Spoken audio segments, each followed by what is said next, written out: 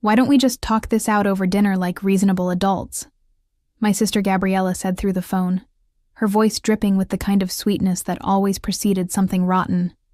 I stood in my apartment in Tulsa, Oklahoma, staring at the stack of legal documents on my kitchen table. Documents that proved our father's house had been left solely to me. Documents that showed every dollar of the $350,000 in proceeds belonged to me alone. Documents my sister had been demanding I split with her for the past 3 weeks. I don't think there's anything to discuss, I replied, keeping my tone even. Dad's will was clear. Emily, please, just one dinner. I want to apologize for how I've been acting. You're right. I've been pushy and unreasonable. Let me make it up to you. The words sounded sincere enough, but I knew Gabriella. I had known her for 29 years, 5 years longer than she'd known me. She didn't apologize. She maneuvered. She calculated. She won. But something in me was tired of fighting, tired of the constant texts, tired of the voicemails from relatives she'd recruited to pressure me. So against every instinct screaming in my head, I agreed. Fine. One dinner. Someplace public. Perfect. How about rustic table downtown? Tomorrow at 7 p.m.? I hesitated. Rustic table was nice, expensive. Not the kind of place Gabriella usually suggested, unless she wanted to impress someone or manipulate a situation. But it was public, well-lit, and always busy. Safe enough. Okay. Tomorrow at 7 p.m. She hung up before I could change my mind. I set my phone down and looked back at those documents. My father had been a complicated man, distant with me but never cruel. He worked in manufacturing his entire life, managing operations at Stone Ridge Data until his retirement. He saved every penny, lived modestly, and when he passed 6 months ago, he left me his house and everything in it. The will stated clearly that I was to receive the full estate because I had been the one who cared for him during his final years. Gabriella had visited exactly twice in those 3 years. Once for Thanksgiving, once for his birthday.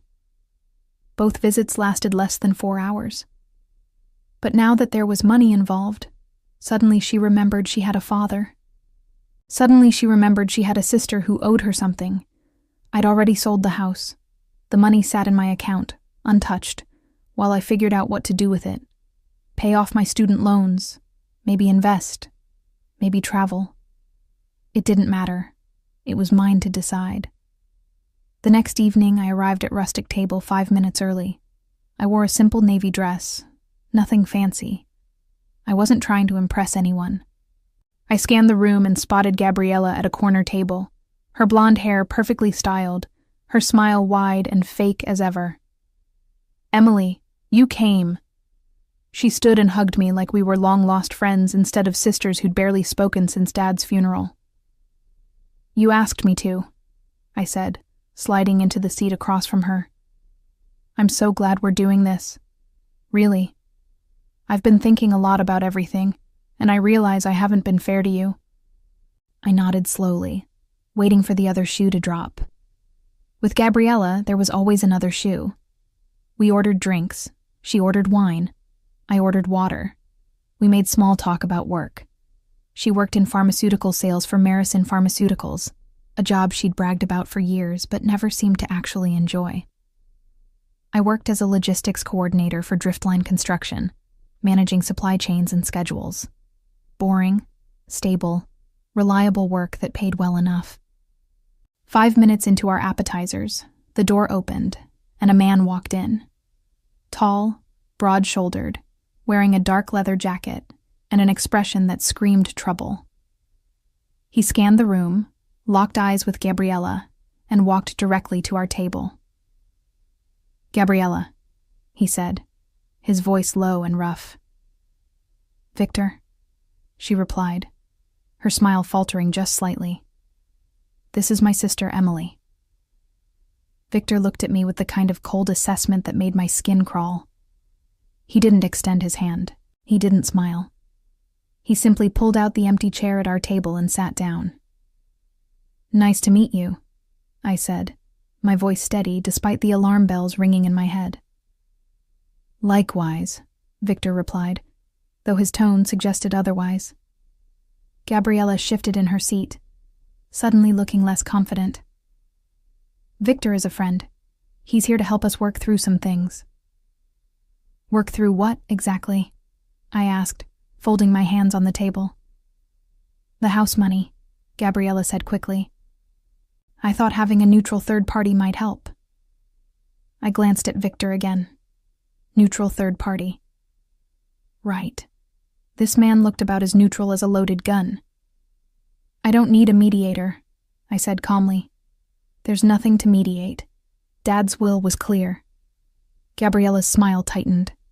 Emily, please, don't be difficult. I'm not being difficult.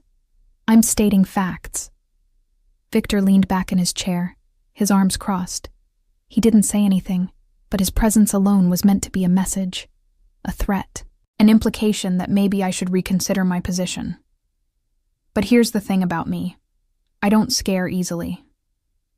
I'd dealt with difficult contractors, aggressive clients, and tense negotiations in my job. I knew how to hold my ground. And I knew, without a doubt, that whatever game Gabriella was playing, I wasn't going to lose. So, I said, turning my attention fully to Victor. What exactly is your role here? He didn't answer immediately. He just stared at me, his jaw tight, his eyes unreadable. Gabriella jumped in. Victor is here to ensure we're all on the same page. That's all. And what page is that? She reached into her purse and pulled out a folded piece of paper. She slid it across the table toward me. I just need you to sign this. It's a simple agreement. We split the house proceeds 50-50, fair and square. I didn't touch the paper. I didn't even look at it. Fair would be following Dad's will, I said, which left everything to me. Emily, come on. You can't seriously think it's right for you to keep all of it. I'm his daughter, too. Then you should have visited him more than twice in 3 years. Her face flushed. Victor's expression didn't change, but I saw his eyes flicker with something. Annoyance? Doubt? I couldn't tell. Just sign the paper, Gabriella said, her voice dropping into something colder. It's easier for everyone if you just cooperate. I leaned back in my chair, studying her. This was the sister I'd grown up with. The one who borrowed my clothes without asking. The one who lied to our parents about me to avoid getting in trouble herself. The one who always found a way to get what she wanted. But not this time. No, I said simply. Gabriella's eyes narrowed. Victor shifted in his seat, and for the first time, I felt a flicker of genuine unease. Not because I thought he'd hurt me here, in a crowded restaurant, but because I realized how far Gabriella was willing to go. She leaned in closer, her voice barely above a whisper. Just sign it, Emily. Don't make this harder than it has to be. And that's when I laughed. Not a nervous laugh. Not a scared laugh. A genuine, amused laugh. Because in that moment, I realized something Gabriella didn't know. Something she couldn't have anticipated. I knew exactly who Victor worked for, and I had a date with his boss later that night. Growing up, Gabriella and I were never close. She was 5 years older, which meant she got the new clothes, the bigger room, the first choice in everything. I got the hand-me-downs, the smaller space, the leftovers of her childhood. Our parents didn't play favorites intentionally. They just didn't notice the imbalance. Or if they did, they didn't care enough to fix it. Gabriella was charming. She knew how to work a room, how to make people like her, how to get what she wanted without seeming selfish. I was quieter, more practical, less interested in games and more interested in getting things done. It made us opposites in every way that mattered. When I was in high school, Gabriella borrowed $200 from me for what she claimed was an emergency. She never paid it back. When I asked about it months later, She accused me of being petty and holding grudges. Our mom sided with her, telling me that family didn't keep score. So I stopped asking. But I didn't forget. When I was in college, Gabriella called me crying because she'd gotten into debt with her credit cards. She begged me to help her. I sent her $500 from my part-time job savings. She promised to pay me back within 3 months. She never did. When I brought it up, she told me I was being dramatic and that she'd get to it eventually. She never did. When Dad got sick 3 years ago, I moved back to Tulsa to take care of him. Gabriella stayed in Oklahoma City, 2 hours away, and visited twice in 3 years. She said she was too busy with work, too stressed with her own life. She sent flowers once. I sent updates every week.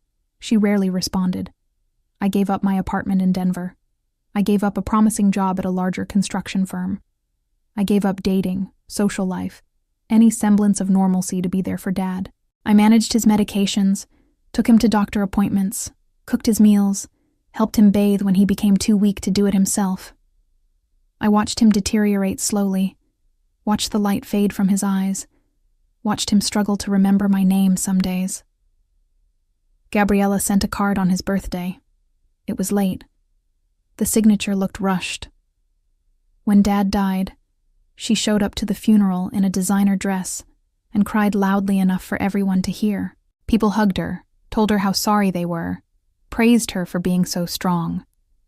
I stood in the back, exhausted from months of caregiving, and watched her perform grief like it was a role in a play. And then the will was read. Everything to me. The house, the savings, the small investment accounts. All of it. The lawyer explained that Dad had been clear in his wishes. He wanted me to have it because I'd been there, because I'd sacrificed, because I'd cared. Gabriella's face went pale, then red, then cold. She didn't say anything that day, but 2 days later, the calls started. The texts, the voicemails. She demanded to know why I'd manipulated Dad, why I'd poisoned him against her, why I thought I deserved everything. I didn't respond at first. I thought maybe she'd calm down. Maybe she'd accept reality. But she didn't. She escalated. She called relatives and told them I'd stolen her inheritance. She posted vague messages on social media about betrayal and greed. She made me the villain in a story she'd written entirely in her head. And through it all, I stayed quiet. I didn't defend myself. I didn't engage. I just waited for her to run out of steam. But she never did. She only got louder, more insistent, more desperate, until now, until this dinner, until she brought Victor to intimidate me into signing away what was rightfully mine. I thought about all those years, all those times she'd taken from me and called it borrowing, all those moments she'd lied and called it protecting me, all those instances where she'd manipulated situations and called it being family. And I realized something. She'd never respected me. She'd never seen me as an equal. She'd always viewed me as someone she could control, someone she could push around, someone who would eventually give in because that's what I'd always done before. But not this time. Not with this. Not when Dad had trusted me enough to leave me everything. Not when I'd earned it by being there when no one else was. So when Gabriella leaned in and whispered, "Just sign it, Emily. Don't make this harder than it has to be," I didn't flinch. I didn't waver. I didn't even blink. Because I'd spent my whole life letting her win, and I was done.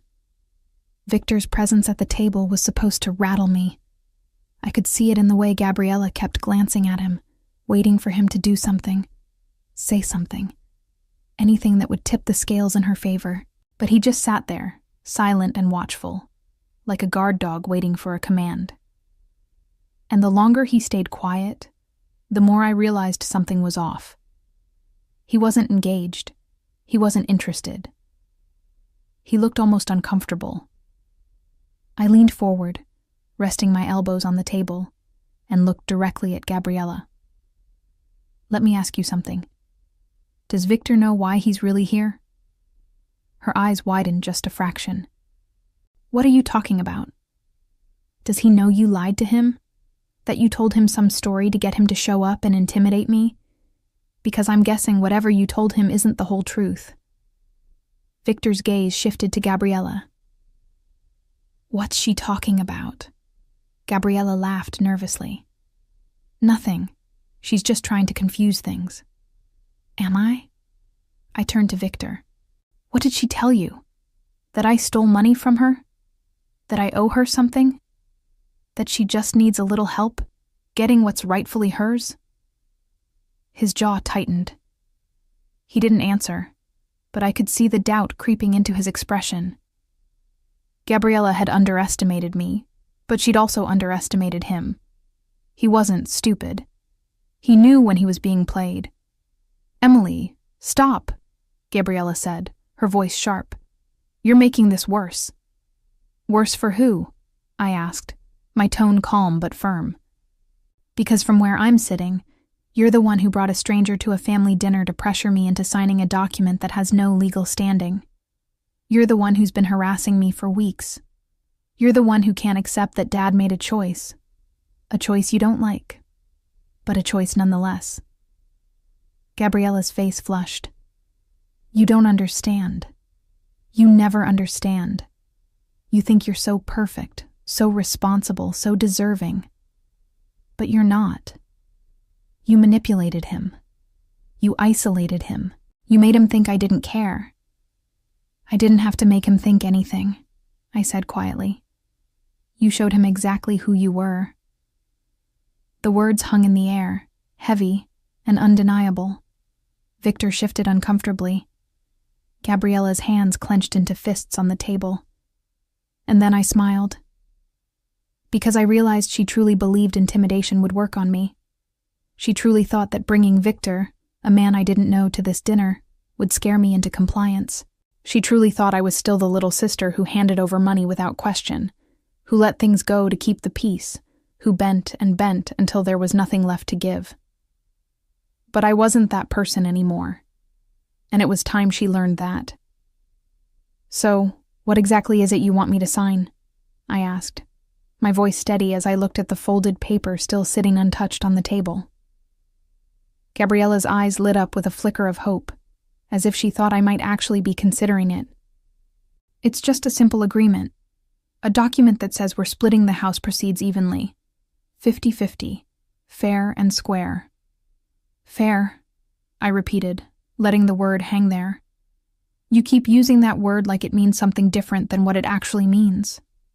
Emily, come on, don't be like this. Be like what? Reasonable?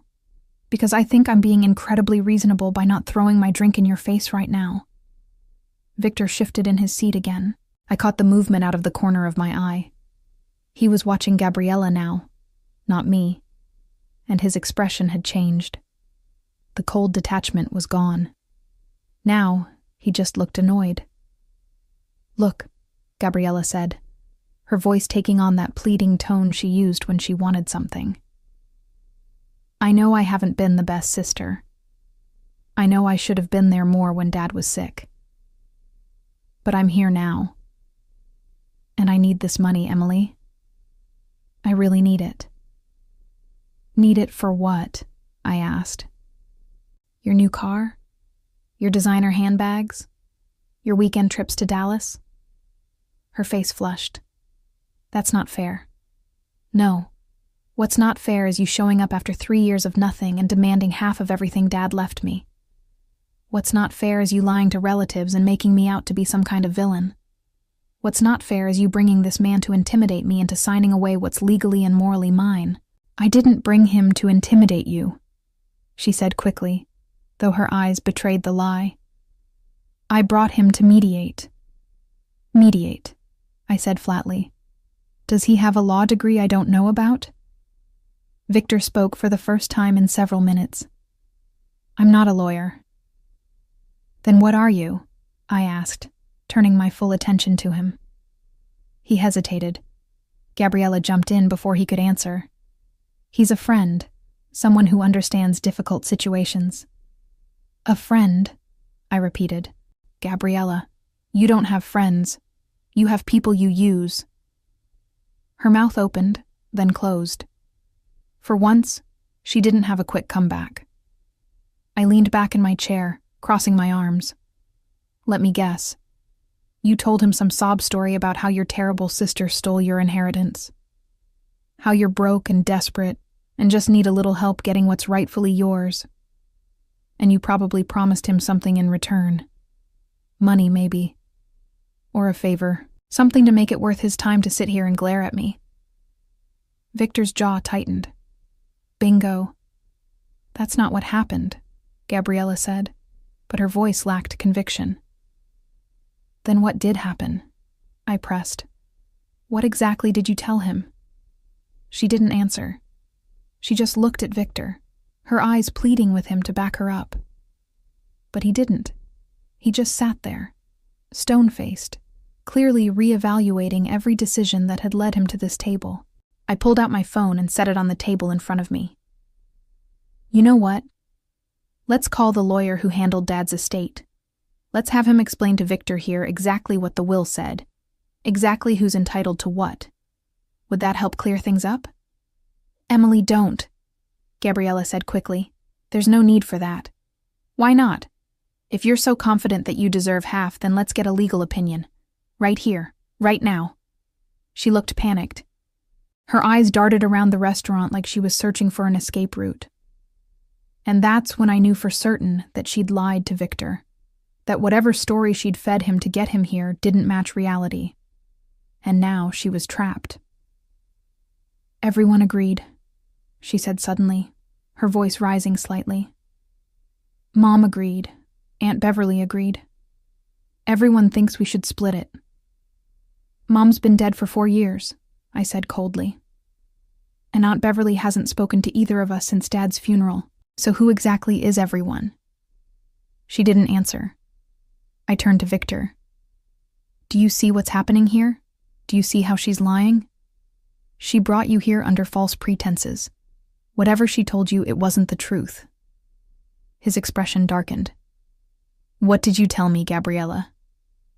I told you the truth, she said quickly. I told you my sister was keeping money that should be split between us. That's the truth. No, I said firmly. That's a lie. The truth is that our father left me everything because I was the one who took care of him. I was the one who moved back here, who quit my job in Denver, who spent 3 years managing his medication, his appointments, his daily life while he was dying. Gabriella visited twice in 3 years, and now she wants half of what he left me because she thinks showing up to his funeral entitles her to something. Victor's gaze stayed locked on Gabriella. You told me she stole from you. She did, Gabriella insisted, though her voice wavered. She manipulated him. She isolated him. She turned him against me. I didn't have to turn him against you, I said quietly. You did that all on your own by not showing up. Silence settled over the table. Other diners were starting to glance our way, drawn by the tension radiating from our corner. The server who'd brought our appetizers earlier hovered near the bar, clearly unsure whether to approach. I could see Victor processing everything. Could see the doubt crystallizing into certainty. Could see him realizing that Gabriella had played him. And from the look on his face, he didn't appreciate being played. I tried calling you, Gabriella said, her voice desperate now. I tried reaching out to Dad. He never answered. He never returned my calls. Because you called twice, I said. Twice in 3 years. Both times asking for money. Not to see how he was doing. Not to offer help. Just to ask for a loan you had no intention of paying back. Her face went white. Victor stood abruptly. I'm done here, he said, his voice flat. Wait, Gabriella said, reaching for Victor's arm. Please, we had a deal. We had a deal based on information that's clearly not accurate, he said, shaking her off. You lied to me. You wasted my time. And you dragged me into something that's none of my business. Victor, please. I'll pay you double. I just need her to sign this." He looked down at her with something close to disgust. "You don't have the money to pay me anything. I checked. You're broke, Gabriella. Whatever you promised me, you can't deliver." Her face went pale. "How do you know that?" "Because I do my research before I agree to anything," he said flatly. "Unlike you, apparently." He walked away without another word, leaving Gabriella and me alone at the table. She stared after him, her mouth hanging open, her carefully constructed plan crumbling in real time. I picked up my water glass and took a sip, letting the moment stretch. "Well, that went well." She whipped her head around to glare at me. "You ruined everything." "I didn't ruin anything," I said calmly. "You did. The moment you thought you could intimidate me into signing away my inheritance. I wasn't trying to intimidate you. I was trying to get what's fair." For the last time, Gabriella. What's fair is what Dad decided. Not what you want. Not what you think you deserve. What he chose to give me because I earned it." She slammed her hand on the table, drawing more stares from nearby tables. "You think you're so smart. You think you've won, but you haven't. I'm not done with this. I'm not done with you." "Yes, you are," I said, meeting her gaze. "Because there's nothing left to fight about. The will is final. The house is sold. The money is in my account, and no amount of scheming or lying or bringing scary men to dinner is going to change that." She stood, grabbing her purse. "You're going to regret this." "I doubt it," I said. "But you're definitely going to regret the choices you've made." She stormed out of the restaurant, nearly knocking into a server on her way. I sat there for another moment, letting my heart rate settle, letting the adrenaline drain away. And then I picked up the folded paper she'd left behind. I opened it and scanned the contents. It was exactly what I'd expected. A hastily drafted agreement with no legal standing, full of vague language designed to trick me into signing away my rights. I folded it back up and slipped it into my purse. Evidence in case I ever needed it. The server approached cautiously. "Is everything okay?" "Everything's fine," I said, handing her my credit card. "Just a family disagreement. Nothing to worry about." She nodded, clearly relieved, and took the card to process the bill. I sat there alone, surrounded by the quiet hum of conversation and clinking silverware, and allowed myself a small smile. Victor hadn't gone far. I spotted him outside the restaurant as I left, leaning against the wall, smoking a cigarette. He looked up as I approached, his expression unreadable. "You handled that better than I expected," he said. "Thanks, I think," I replied, stopping a few feet away. For what it's worth, I didn't know she was lying. Not completely, anyway. She made it sound like you two had an agreement and you were backing out. "That's her specialty," I said, making herself look like the victim. He took a drag from his cigarette, exhaling slowly. "She still owes me money." "Good luck collecting," I said. "She's broke." "Yeah, I figured that out." He flicked the cigarette away and straightened. "You know who I work for?" "I have a pretty good idea," I said carefully. "Then you know I don't usually get involved in family squabbles. This was a favor for someone who knows someone. But I'm not doing her any more favors." "Glad to hear it," I said. He studied me for a moment, then nodded. "You're tougher than you look." "I get that a lot." He walked away without another word, disappearing into the evening crowd. I stood there for a moment, processing everything that had just happened. And then I pulled out my phone and checked my messages. There was one from earlier that day, from someone named Alexander. "Still on for drinks tonight? 8 p.m. at the bell tower?" I smiled and typed a quick response. "Absolutely. See you soon." Alexander and I had met 3 weeks ago at a work conference in Oklahoma City. He was visiting from out of state for business, something to do with logistics and distribution networks, though he'd been vague about the specifics. We'd struck up a conversation at the hotel bar, and one thing had led to another. He was older, maybe early 40s, with sharp eyes and a slight accent I couldn't quite place. Russian, maybe, or Eastern European. He was charming in a quiet way, confident without being arrogant, and he'd asked me to dinner tonight, which I'd agreed to before Gabriella's surprise invitation. What I hadn't told Gabriella, what I hadn't told anyone, was that Alexander wasn't just some guy I'd met at a bar. He was someone important. Someone connected. Someone who, I'd learned through careful conversation and a bit of online research, had ties to people who operated in the shadows of legitimate business. People like Victor. And when Victor had walked into that restaurant tonight, I'd recognized him immediately. Not because I'd met him before, but because Alexander had mentioned him in passing during one of our conversations. Had warned me, in that subtle way of his, that some of his employees could be a little overzealous. That if I ever had trouble with anyone connected to his organization, I should let him know immediately. So when Gabriella brought Victor to intimidate me, she'd unknowingly brought someone who answered to the man I was dating, and that was going to make tonight's drinks very interesting. I left the restaurant and drove across town to the Bell Tower, a sleek rooftop bar with views of the Tulsa skyline. It was the kind of place where people went to impress clients or celebrate promotions. Expensive drinks, dim lighting, soft jazz playing in the background. Alexander was already there when I arrived, seated at a corner table with a glass of whiskey in front of him. He stood as I approached, his smile warm and genuine. "Emily," he said, pulling out my chair. "You look lovely." "Thank you," I said, sitting down. "Sorry I'm a few minutes late. I had an interesting dinner." "Interesting how?" he asked, settling back into his seat.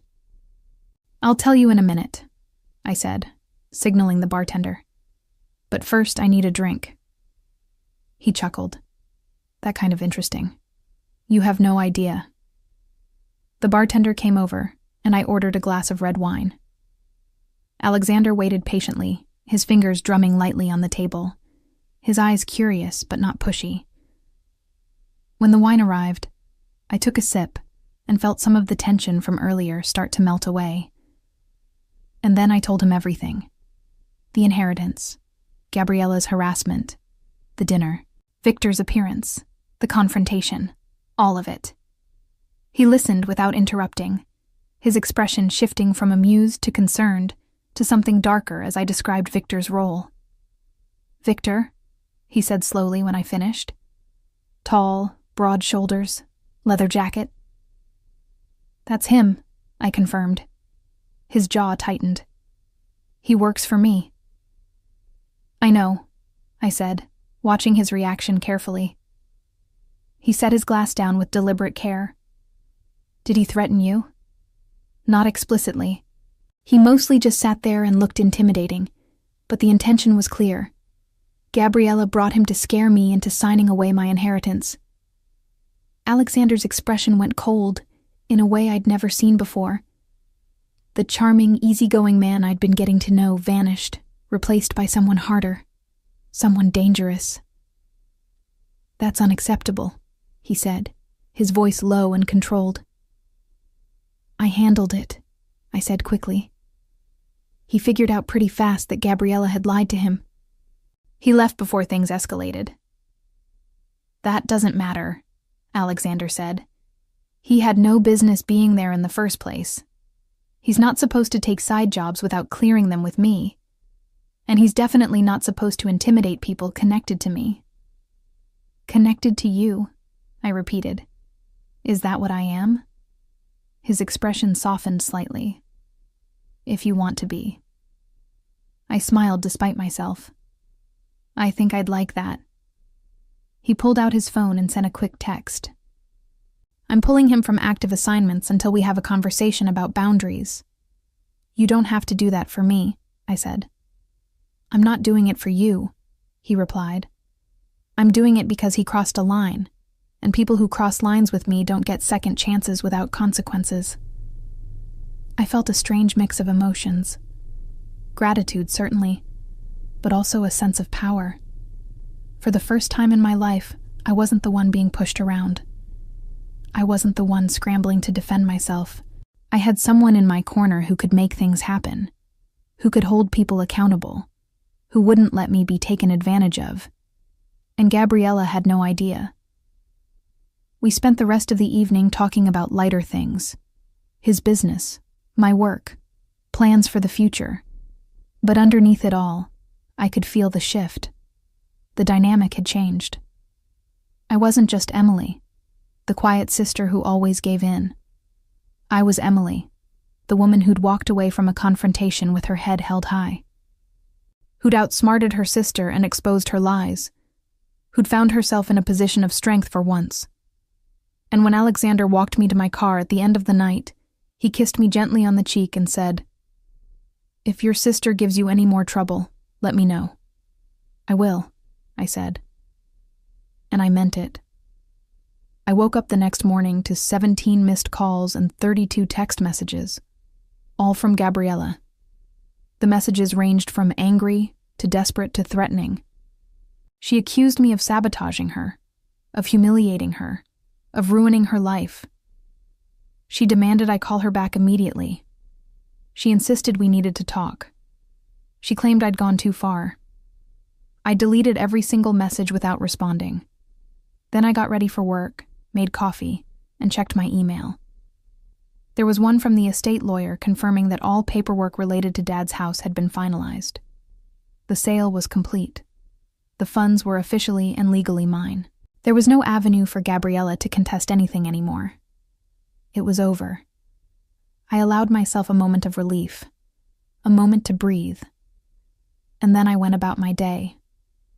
At Driftline Construction, I managed back-to-back meetings about upcoming projects, coordinated with suppliers, and handled the usual chaos that came with keeping construction sites running smoothly. My boss, a gruff but fair man named Walter, pulled me aside during lunch. "Everything okay, Emily? You seem distracted." "Just some family stuff," I said. "Nothing I can't handle." "Family's always complicated," he said, nodding knowingly. "But if you need time off, just let me know." "Thanks, Walter. I appreciate it." At lunchtime, my phone rang again. This time it was a number I didn't recognize. I answered cautiously. "Hello." "Emily, this is Victor."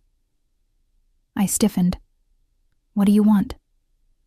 "I wanted to apologize," he said, his voice gruff but sincere. "For last night. I didn't know the full situation. Your sister lied to me. Made it sound like you owed her money and were refusing to pay. I wouldn't have shown up if I'd known the truth." "Apology accepted," I said carefully. "But why are you calling me?" "Because Alexander told me you're important to him," Victor said. "And I don't want there to be bad blood. I made a mistake. I own that. But I also want you to know that your sister's been calling me non-stop since last night, trying to get me to finish the job. She's offering me more money, promises, whatever she thinks will work. I just wanted you to know I'm not interested." "Good to know," I said. "Thank you for the heads up." "Also," he added, "Alexander wants me to pass along a message. If Gabriella contacts you again, let him know. He's handling things on his end." "Handling things how?" I asked, though I wasn't sure I wanted to know the answer. "Just trust that she won't be a problem much longer," Victor said. And then he hung up. I sat there staring at my phone, processing what he'd said. Alexander was handling things. I didn't know what that meant exactly, but something told me I'd find out soon enough. That evening, I met Alexander again, this time at a quieter restaurant on the outskirts of town called the Copper Spoon. He greeted me with a hug and a kiss, and we settled into a booth near the back. "How was your day?" he asked. "Eventful," I said. "Victor called me." Alexander raised an eyebrow. "Did he?" "He apologized. Said Gabriella's been trying to get him to keep pressuring me. He told her no." "Good," Alexander said, "because I told him if he went near you again, we'd have a serious problem." "What kind of problem?" I asked, half joking. The kind that ends with him looking for a new line of work, Alexander said, his tone leaving no room for doubt. I nodded slowly. Thank you. For looking out for me. It's not just about looking out for you, he said, his expression serious. It's about respect. Your sister disrespected you. She disrespected me by involving one of my people in her scheme without my knowledge. That's not something I let slide. So what happens now? I asked. He smiled faintly. Now? We let her dig her own grave. I didn't fully understand what he meant until 2 days later when Gabriella showed up at my apartment unannounced. I opened the door to find her standing there, mascara smudged, hair disheveled, looking like she hadn't slept in days. We need to talk, she said, her voice shaking. No, we don't, I replied, starting to close the door. She shoved her foot in the doorway. Please, Emily, just give me 5 minutes.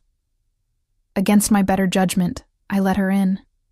She stood in my living room, wringing her hands, looking more desperate than I'd ever seen her. What do you want, Gabriella?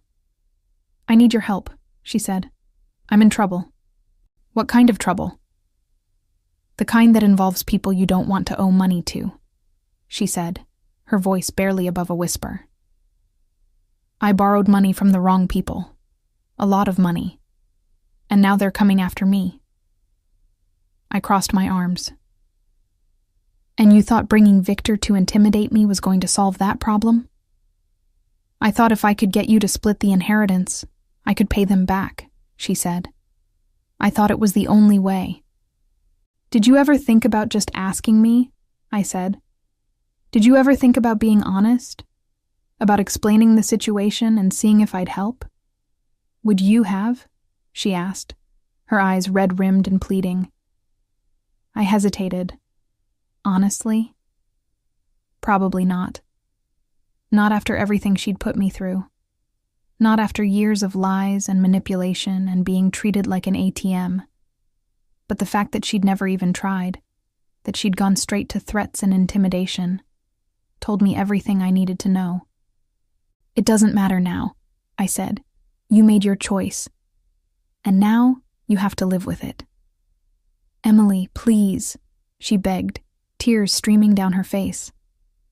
I'm scared. These people don't mess around. If I don't pay them back, I don't know what they'll do. I felt a flicker of sympathy. Despite everything, she was still my sister. But sympathy wasn't enough to make me forget everything she'd done, everything she'd put me through. Then you need to figure it out, I said firmly. Because I'm not bailing you out. Not this time. Not ever again. She stared at me, disbelief and anger warring on her face. You're really going to let them come after me? I'm not letting them do anything, I said. You borrowed money you couldn't pay back. You made deals with people you shouldn't have trusted. You lied to me, to Victor, to everyone. This is your mess, Gabriella. You clean it up. She stood there for a long moment, her shoulders shaking with silent sobs. And then, without another word, she turned and walked out of my apartment. I closed the door behind her and leaned against it, exhaling slowly. Part of me felt guilty. Part of me felt relieved. And part of me felt absolutely nothing at all. That night, I called Alexander and told him about Gabriella's visit. He listened quietly, and when I finished, he said, "She won't bother you again." "How can you be sure?" I asked. "Because I've made arrangements," he said simply. "Her debts are being taken care of. She won't owe anyone anything by the end of the week." I blinked. "You're paying off her debts?" "In a manner of speaking," he said. "But she won't know it came from me. As far as she'll know, it's a one-time amnesty from the people she owes, a gift, and it comes with a very clear message. Stay away from you.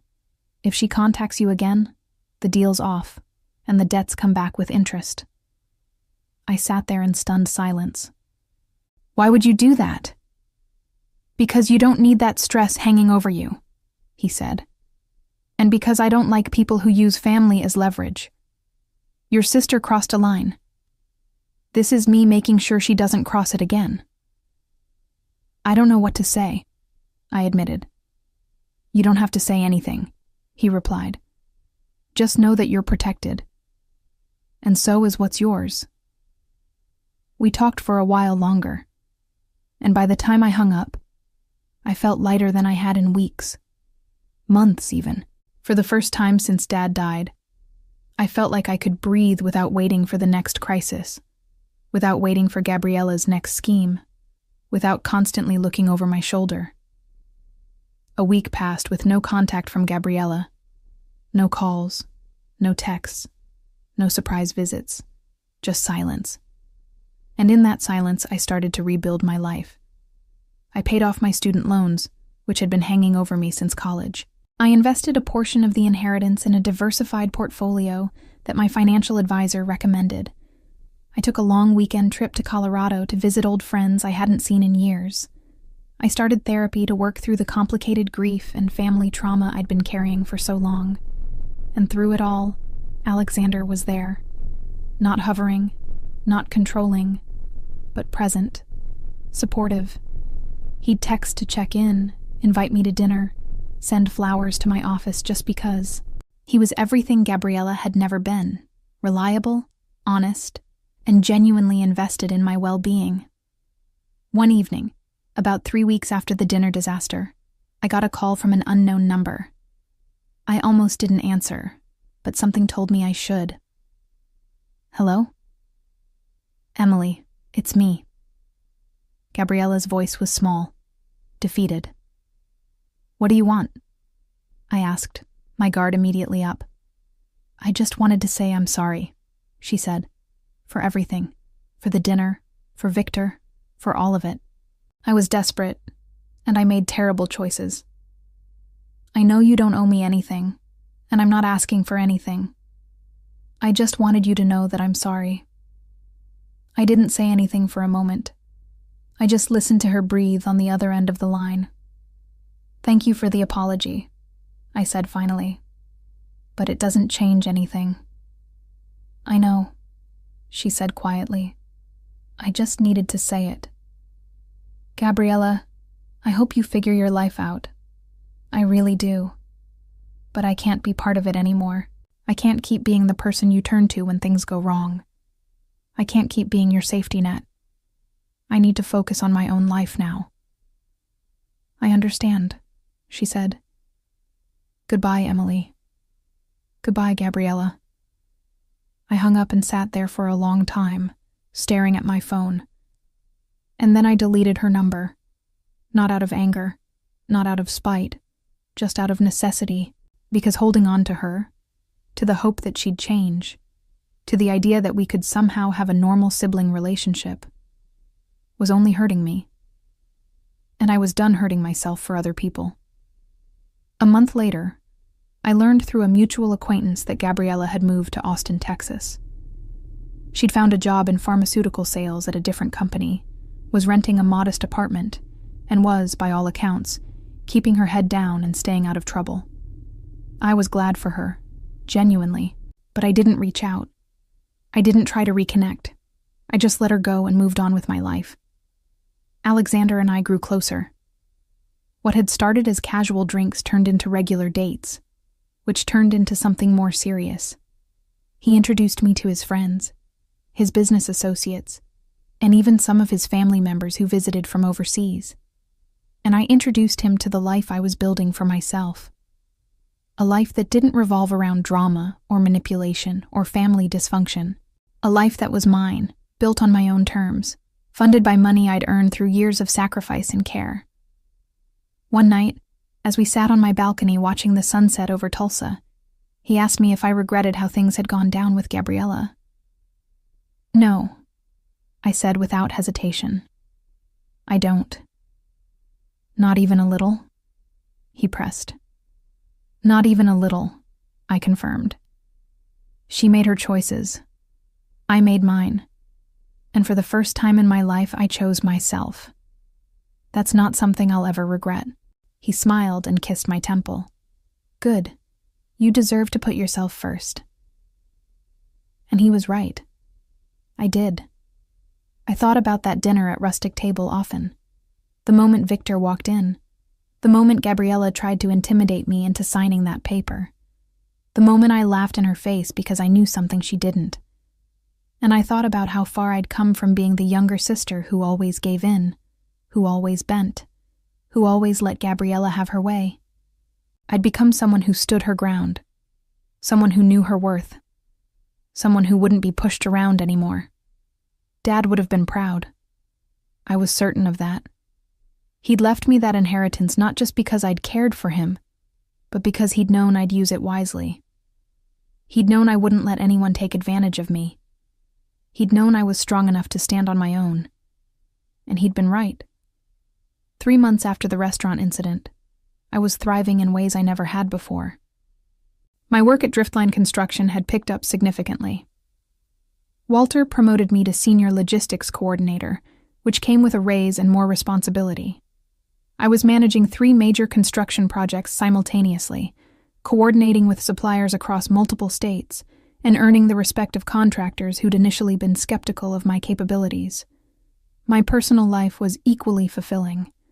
Alexander and I had settled into a comfortable rhythm.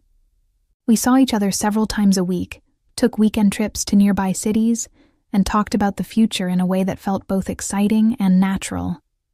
He never pressured me, never tried to control me, and always made it clear that my independence was something he admired rather than threatened by.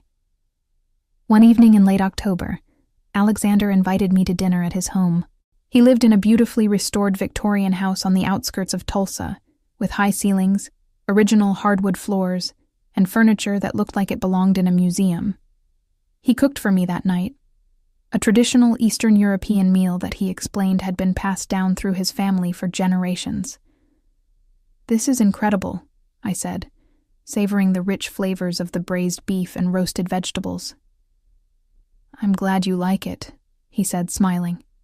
"My grandmother would have approved." We talked about everything and nothing. About his childhood in a country he rarely named but described in vivid detail. About my memories of Dad before he got sick. About the dreams we had for ourselves, both individually and together. And then, toward the end of the meal, he grew serious. "I need to tell you something about your sister," he said. I set down my fork. "What about her?"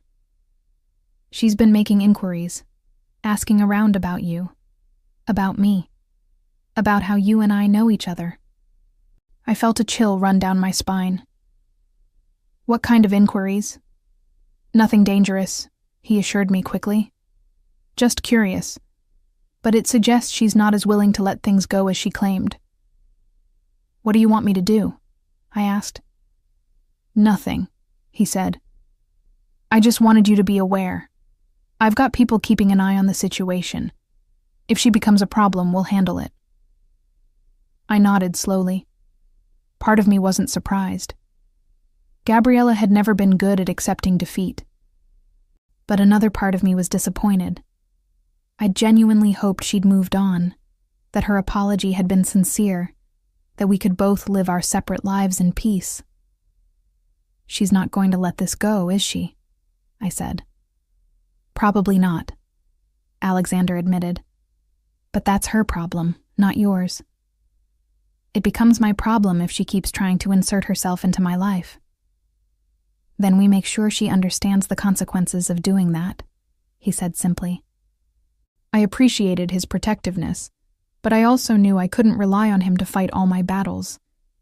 At some point, I needed to make it clear to Gabriella, once and for all, that I was done. That opportunity came sooner than I expected. 2 weeks later, I was grocery shopping at a store near my apartment when I saw her. Gabriella was standing in the produce section, examining avocados like she had all the time in the world. She looked better than she had during her desperate visit to my apartment. Her hair was styled, her makeup perfect, her clothes expensive. She looked like the Gabriella I remembered from before everything fell apart. I considered turning around and leaving, avoiding the confrontation entirely. but something in me refused to run. I'd spent too long being intimidated by her, too long letting her dictate the terms of our relationship. Not anymore.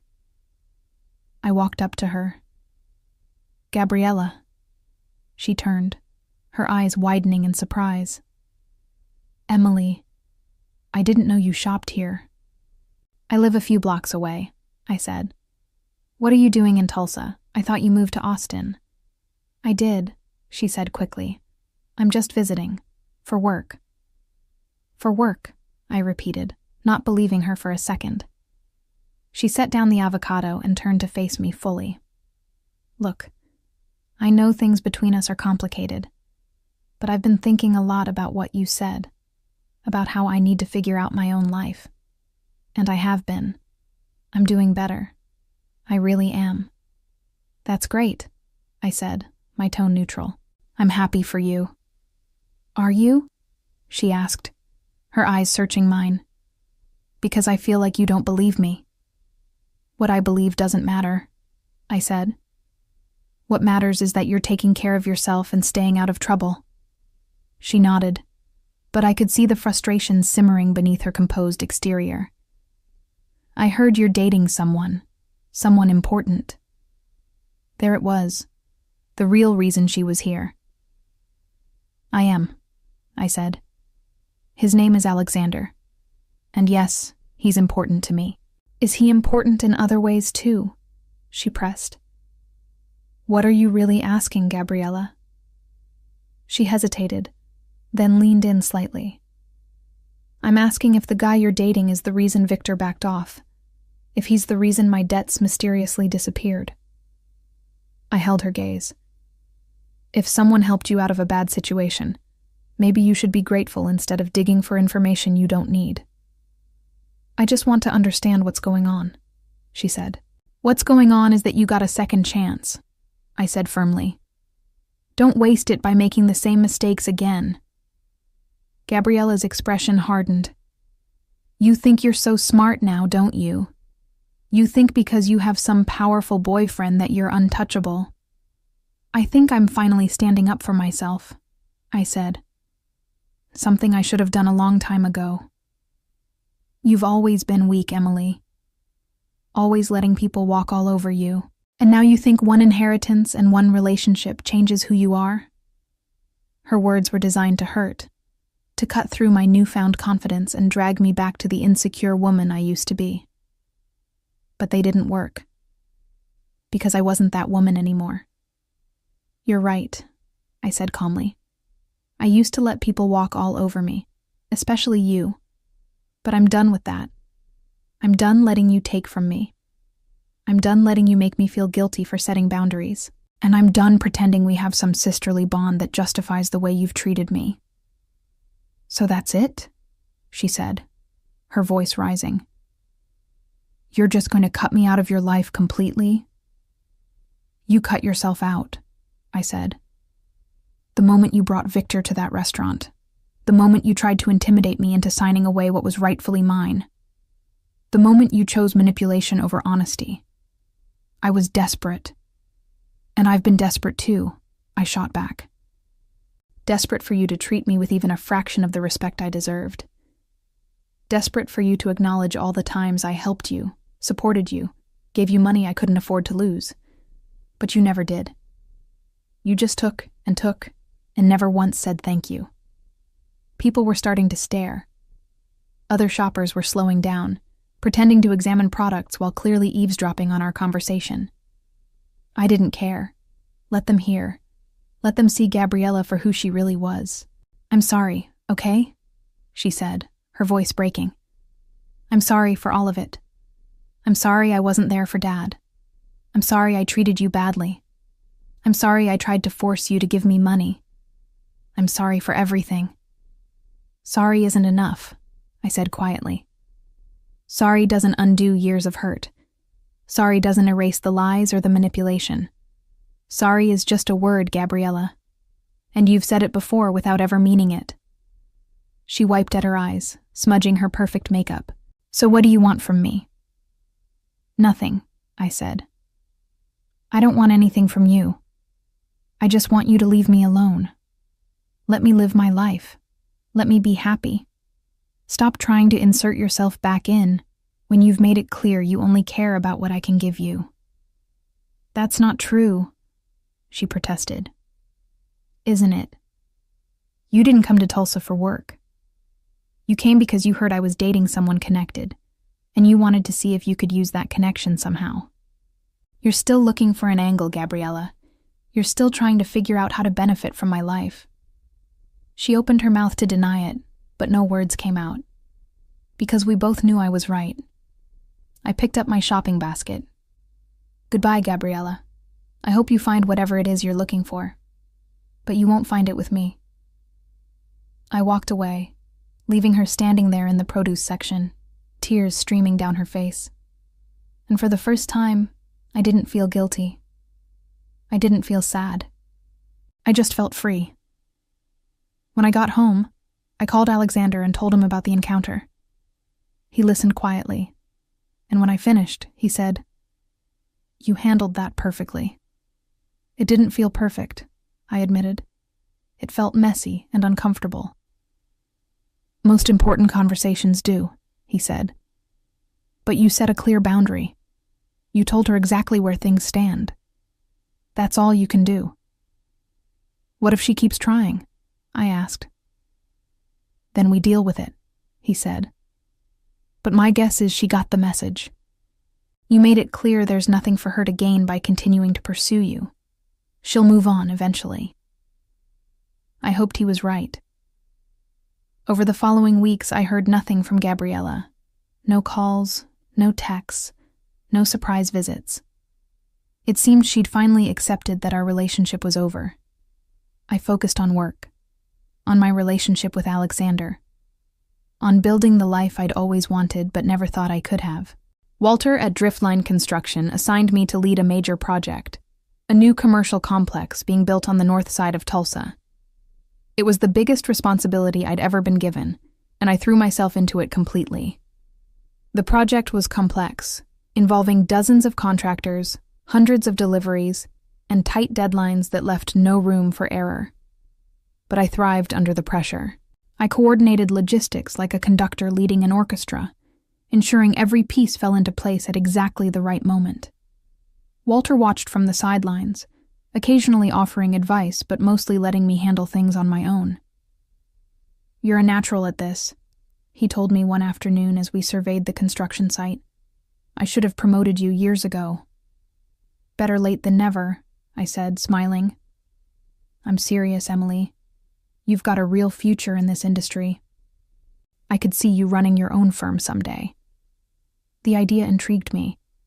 Running my own business, being my own boss, building something from the ground up that was entirely mine. It felt like a natural extension of everything I'd been working toward. 4 months after the grocery store encounter, I got an unexpected call from the same mutual acquaintance who told me about Gabriella's move to Austin. "Emily, I thought you should know. Gabriella's been asking about you again, specifically about your relationship with Alexander." "What's she saying?" I asked. "She's telling people that you're in some kind of dangerous relationship, that Alexander is involved in criminal activity and you're going to get hurt. She's basically trying to make you look naive or stupid for being with him." I felt anger flare in my chest. "She's spreading rumors about me?" "And about him," the acquaintance confirmed. "I don't know if she's trying to sabotage your relationship or just cause drama, but I thought you should know." I thanked her for the information and immediately called Alexander. When I told him what Gabriella was doing, his response was calm but firm. "Let her talk," he said. "People who know me won't believe her, and people who don't know me don't matter."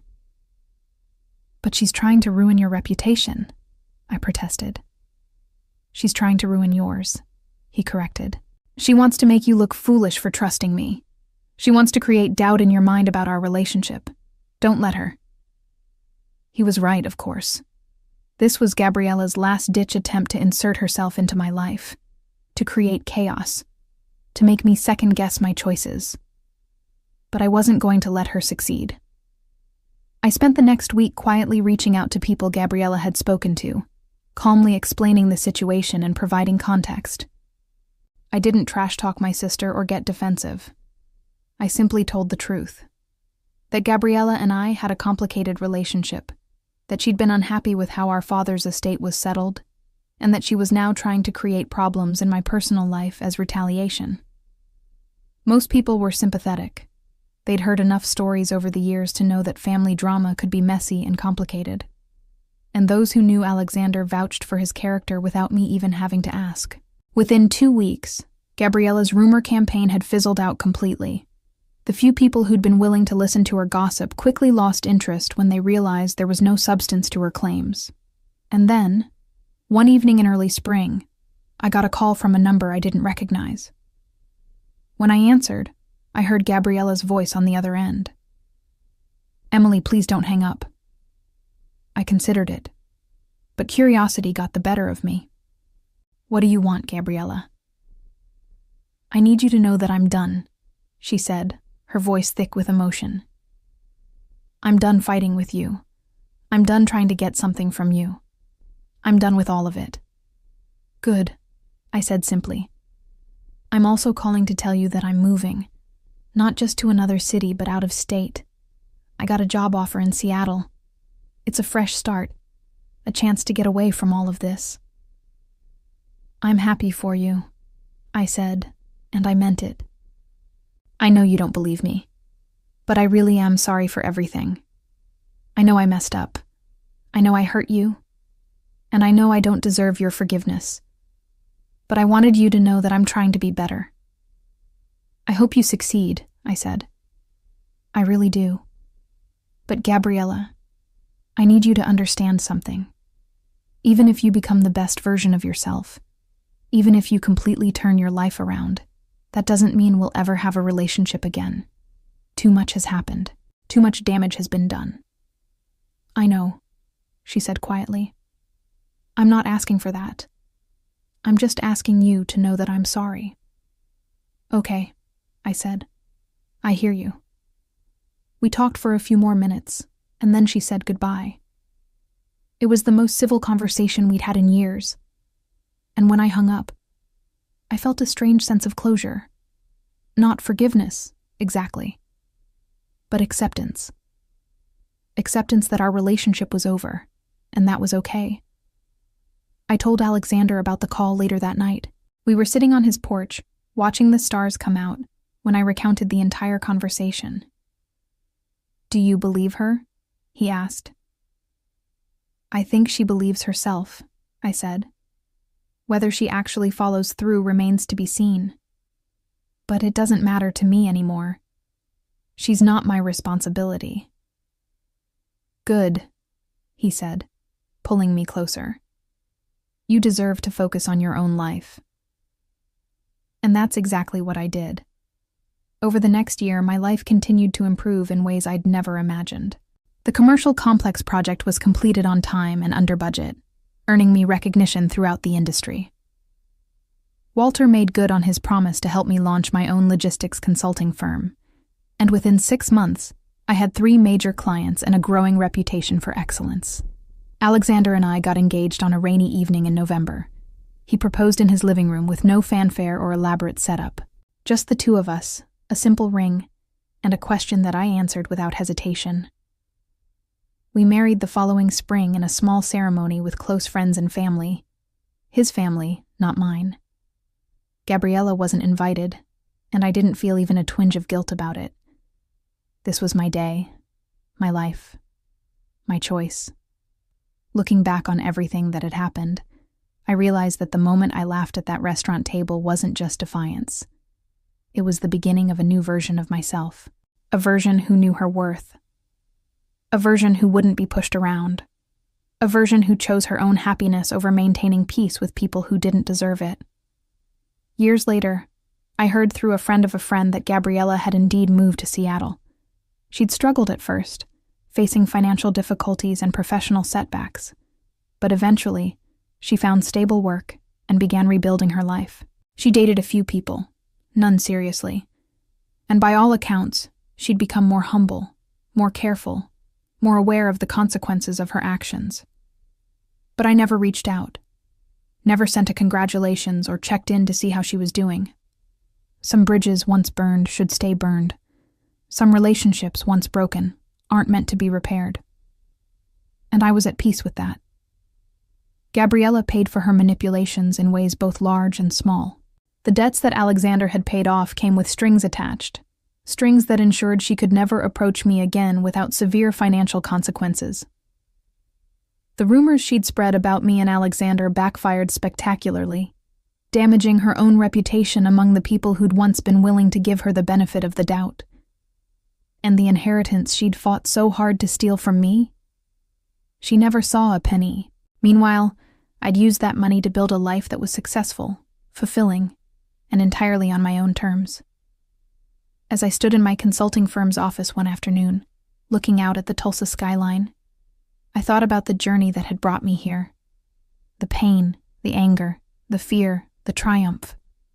All of it had shaped me into someone stronger, someone wiser, someone who knew that revenge wasn't always about destroying your enemy. Sometimes, it was about building a life so good that their absence from it was its own punishment. I smiled, turned away from the window and got back to work. Because that's what survivors do. We build, we grow, we thrive, and we never ever look back.